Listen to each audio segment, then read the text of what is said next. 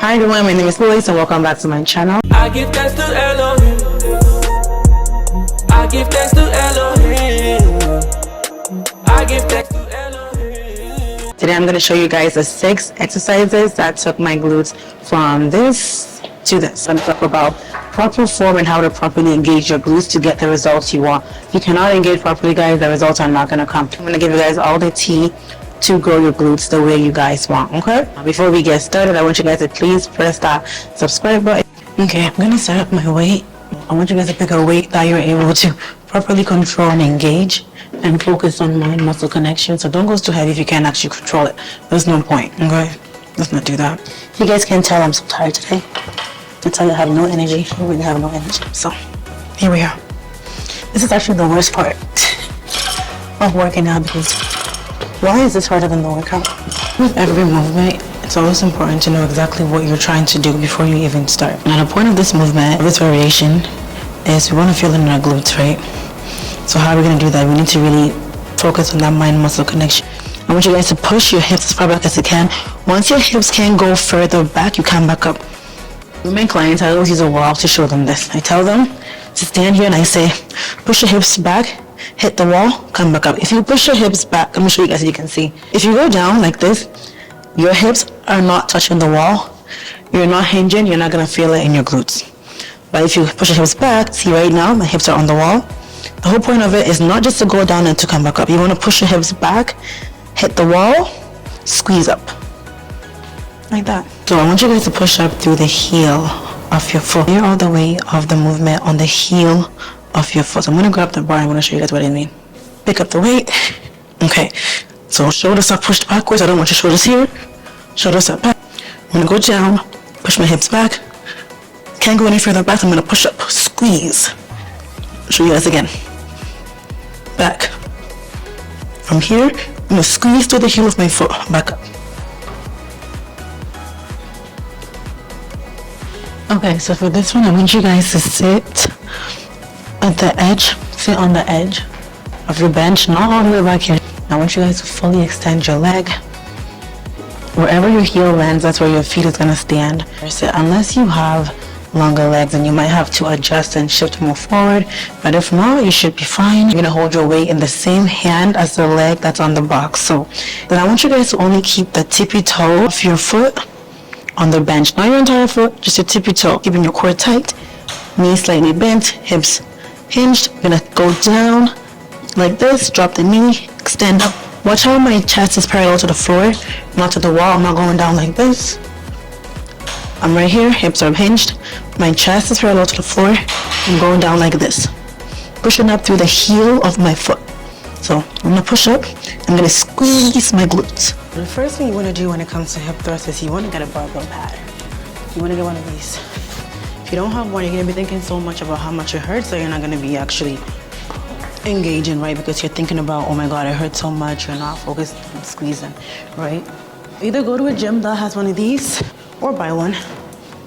Oh, when it comes to hip thrusts, your bench is super, super important. But honestly, if you're a short girl like me, it's always going to be too tall, so.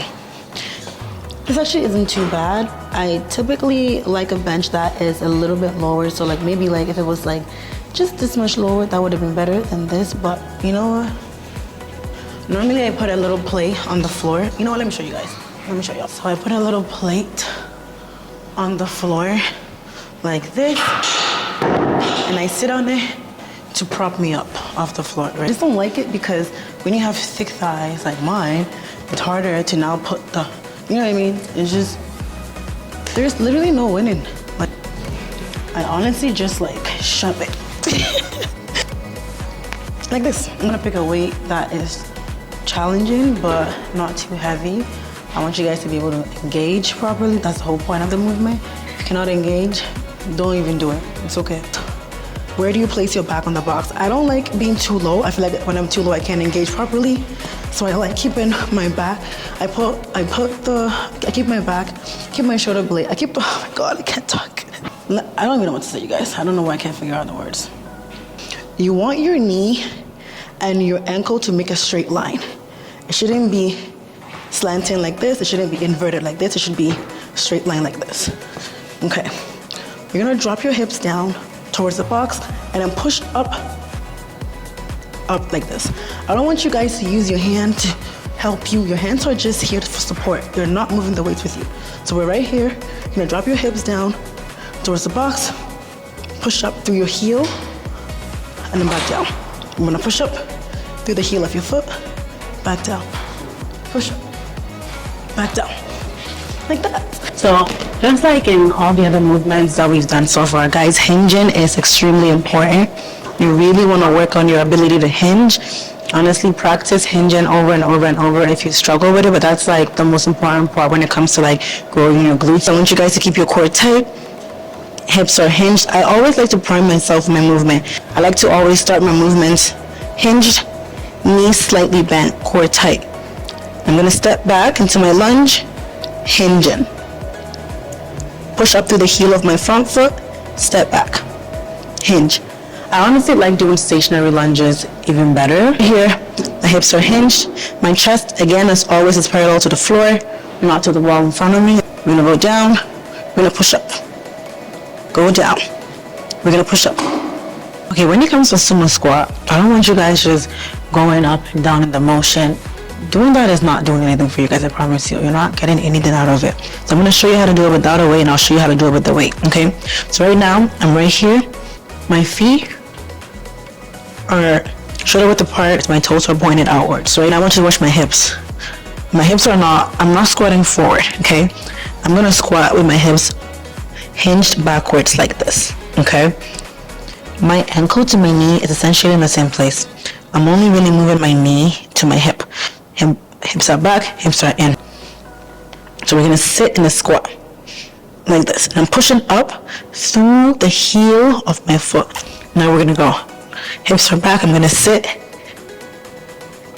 And I'm gonna come up, squeezing up through the heel of my foot. Okay, so similar to the hip thrust, these are glute bridges. I love these. I do think these are more effective when you have a bigger range of motion. The form in this one is very similar to what we just did. You're not using your hands to help you. My hands are only here for support. My hips are doing the work. I'm gonna push my hips up, back down, come up, back down. I don't arch my back. Like my back is always flat on the floor, okay? I'm gonna come up, squeeze, back down, squeeze, back down.